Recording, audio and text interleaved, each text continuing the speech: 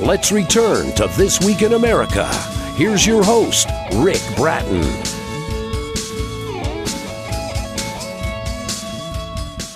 Welcome back, everybody. Coast to Coast, This Week in America.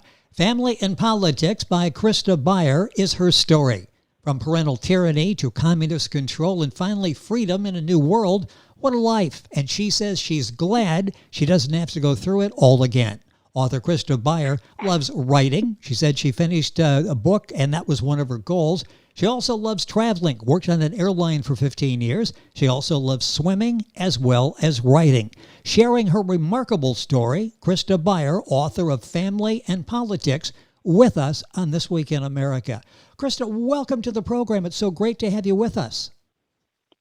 Thank you so much. It is totally my pleasure. Well, I'm delighted that you're with us on the program today, and so much to talk about with this remarkable life you talk about in your book. And let's start off by what you were going through as a child, as you struggle with questions like, why do we have to leave our home and become a refugee? Talk about that a little bit, as in the mind of a child when suddenly your world is literally shaken upside down.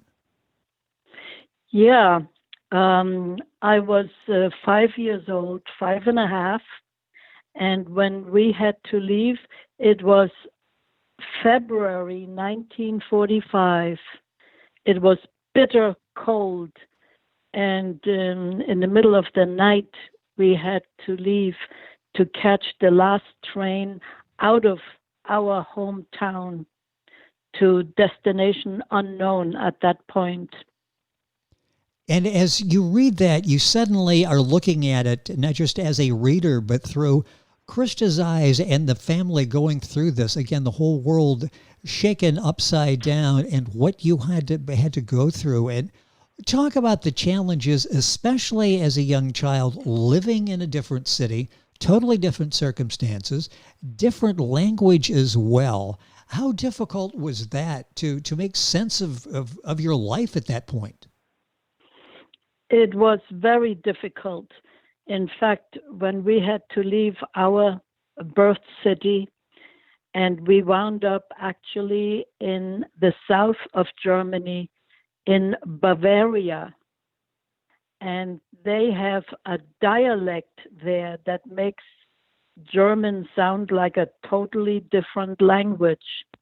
And when we got off of the transportation and we heard the people around us talking, I said to my mother, "Mom, are we in Poland?" Because I didn't recognize a single word. Yes. From the Bavarian dialect. It is very similar to Austrian dialect. Ah, yes. And it does sound like a different language. That's why I said, are we in Poland? Well, and that would be natural because you had no idea, obviously, what they were saying. So, it's challenging enough for an adult when you make a major move like that. This is not like going from South Carolina to Utah. This is a total change, in what you went through. Christa Baier is our guest on the program. The book is Family and Politics. Her last name, if you're Googling that, is Baier. Her website is christabaier.com. We've got all of that on our website, thisweekinamerica.us.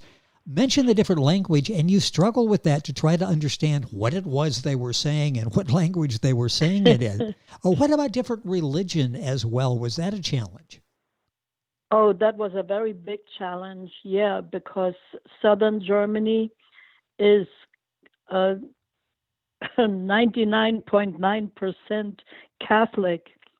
And where I come from, where my family came from, central and northern Germany, it was all Lutheran.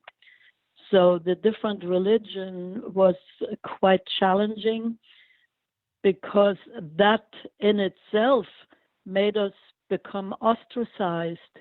We were treated like we were foreigners and not even Germans. Well, yes, as you're trying to sort of feel like maybe you're somewhat at home, you've got all of these obstacles, the language, the religion.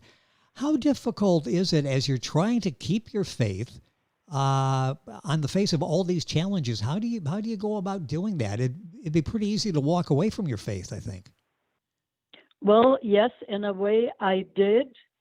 I learned to rely on myself.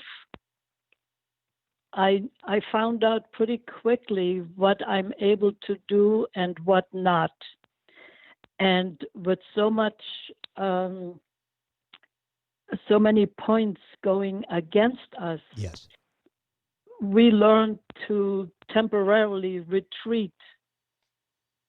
And through our personalities, good behavior, friendliness, etc., that changed things further down the road when we finally were somewhat accepted as equal human beings.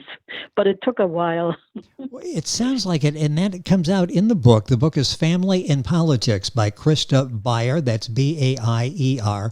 It's her story. It's a remarkable story. We're progressing through it in the time we have in the program. She goes into so much detail, right so vividly. You feel like you are there with Christa as she's going through all of these dramatic transformations in life. Talk a little bit about religion and holding on to your religion, holding on to your faith when it's religious people that are the ones that are doing evil. Well, we lived in pretty much an isolated area, and to go to the nearest church was at least an hour's walk. So we didn't do that too often, knowing full well that we were not really welcome there. So we just stuck to ourselves and stuck to our values. Yes. Which have served you well throughout your life. It's all in Christa's story, Family and Politics. The move to America, I mentioned parental tyranny, communist control, finally freedom in a new world. Talk about coming to America. How did you end up in the United States?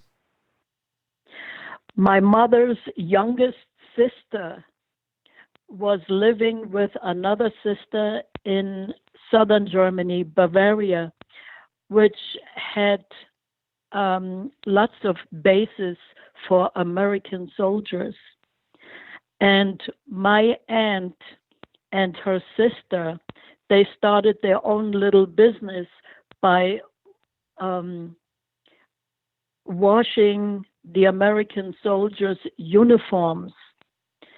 And there was no money exchange. It was strictly a bartering system. They had no food, so they would receive food from the American soldiers whose uniforms they cleaned. And because they did business with Americans, the local Germans were not keen seeing that. They called my aunt and her sister tramps and other choice names. But they lived decently. They had food from the Americans, namely canned meat and bread and sugar and whatever they needed, they actually procured. Yes. Family in Politics is the name of the book by Christa Baier. This is her story that she shares with us. How did you cope with all these difficulties? I mean, throughout the young life, it's one certainly challenge after another. How did you cope with all of these, especially at a young age? Well, the thing is, you have to believe in yourself, what you think is right and wrong. And whatever I felt was right, I embraced wholeheartedly. And whatever I felt was totally wrong, I tried very hard to ignore and stay away from. Where did that... It got so bad after living for a while in Bavaria. My brothers and I already had missed 2 years of schooling. So it was determined my brother and I should go back to a local school. Here again, that was a 1-hour walk to the nearest town that had a school and a hospital and a church and everything. It was a proper little town. So my brother and I went to school, and as long as the teacher was in the room, everything was just fine and hunky-dory. But as soon as the teacher left, those little Bavarian brats, they called us names, obviously heard from their parents. Yes. They wouldn't have been clever enough to think of those names by themselves. And we realized that right away, that their parents hated us. We were the refugees. And the German word for refugee is Flüchtlinge. So the kids during recess used to chase us out of the classroom yelling, Flüchtlinge, Flüchtlinge, Flüchtlinge, refugees, refugees, refugees, like we were somebody who dropped in from Mars. Oh, exactly, yes. Boy, to imagine to try horrible. To deal with it. Yes, yes. Were there days when you just... We fought back when they chased us actually out of the school building and still running after us, throwing stones. My brother and we saw no such ammunition laying around us. The only thing we saw was horsey apples, horse droppings. Okay. So with our bare hands, we picked those up and tried to aim as accurately as possible and land those horse apples on those miserable Bavarian kids. Oh, jeez. And that sounds like that memory is just as vivid as this happened like 2 or 3 years ago. What was it like when you went back and to write the book? It felt so appalling that it became actually engraved on my brain. Well, yes. My memory never let me forget that. Well, and motivation, obviously, as well, and determination, which Christa has plenty of, and it's all on display in her story, Family and Politics. Christa Baier is Baier, her website, ChristaBaier.com. Go to our website, thisweekinamerica.us, and link on to get some information there. With all that you've gone through, and boy, we have just touched the surface of what you and siblings went through.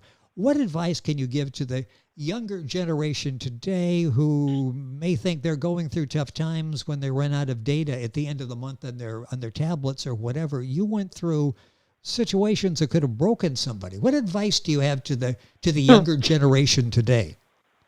All I can say is be 100% yourself. Don't become one of the herd. The herd mentality is never a good mentality. So be yourself. Stick to your own beliefs. And you know what happens when you're the victim of the herd mentality as you went through that period growing up. When you sat down to write the book, how difficult was it with some of these memories? As you say, some are still quite vivid. How difficult was it going back and reliving the childhood? It was quite difficult. There were some places in my writing where I just couldn't continue. I had to put everything down because I broke out in tears. I can understand that. From the memories. That's why it took me the better part of a year to write that book. It could have been done much sooner, but I had many disruptions because of impossible memories that were very painful. And you detailed those, and again, we feel like we're there with Christa as she's going through so many stages of her life. We got a couple minutes left, but where did you get the determination? I mean, you went through all of this. What you went through would quite literally break most people. They would just give up. I mean, just the walking to walking to school. My determination came very early. After living as refugees for 2 years before we were actually able to get back to our hometown. So, of course, I had missed 2 years of school. once we got back to our hometown and I had to register to be in school again, at that age, I was supposed to be in 5th grade. I was 2 years behind, so they put me in 3rd grade. And I was determined not to be 2 years behind on anything for the rest of my life. So I worked really hard and I caught up so fast. After 3 weeks in 3rd grade, they promoted me into 4th grade. So now I was only 1 year behind, and that felt so much better already. Oh, yes. So it was sheer determination not to be so far behind. Well, that determination is there for all of us to see. In Christa's book, Family and Politics, it's Christa Baier's story. I mentioned the book available, I'm assuming that where most books are sold, most of the usual outlets, and of course at your website. How can we get a copy of the book? What's the best way to get a copy? Oh,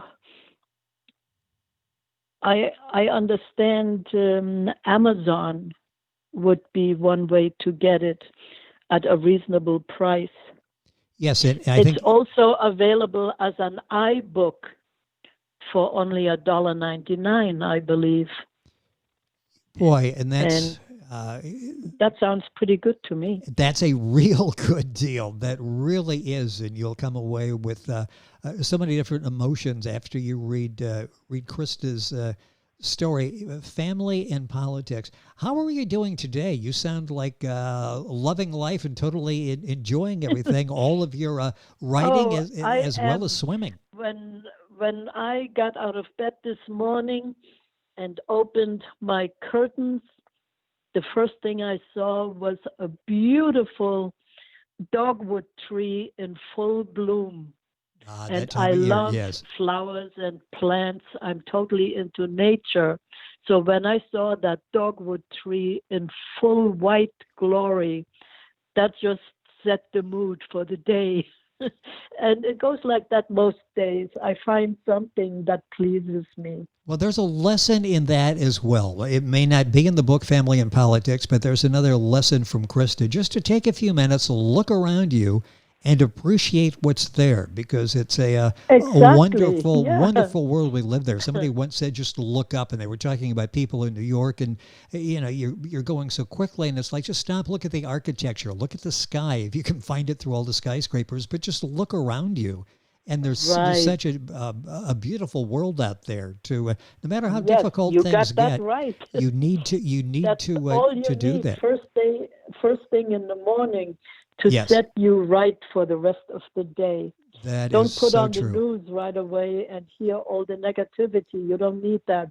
No. You can catch up with what's happening later on. Yes, you need a shot of something very positive as you're getting the day started. You love the writing, and you do so well at that. Are you working on anything now, writing any other projects?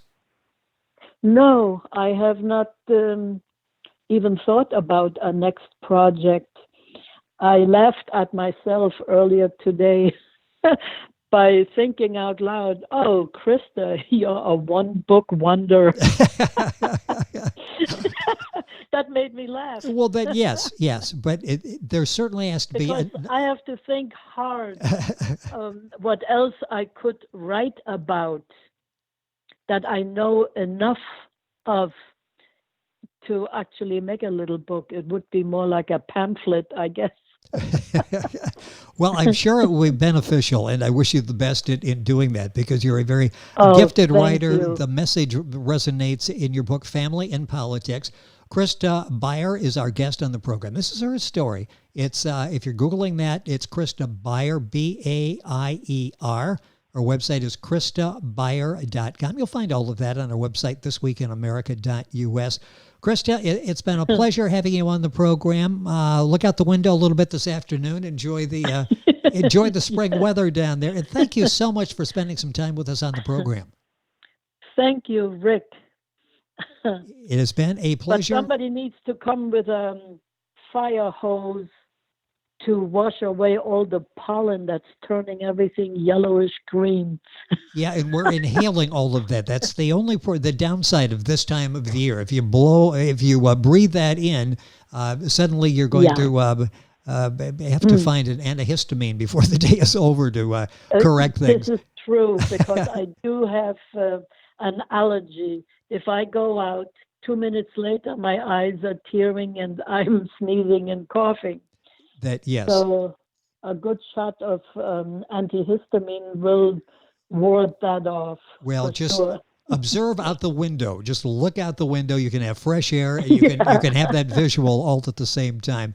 Christa Baier, our guest on the program, Family and Politics, the book. You'll find all the information on our website, thisweekinamerica.us. We're back on today's program after these messages. This Week in America is online. You can visit our website, thisweekinamerica.us. Scott Pinkerton, associate producer of This Week in America. Jay Anderson, segment producer. Ben Watson, webmaster. Otto Bechet, director of engineering and TV production. This Week in America produced and is a trademark of Blue Funk Broadcasting, LLC. For information on all of our guests and to listen to this week's show, our website again at thisweekinamerica.us. And I'm Sean Bratton, executive producer of This Week in America.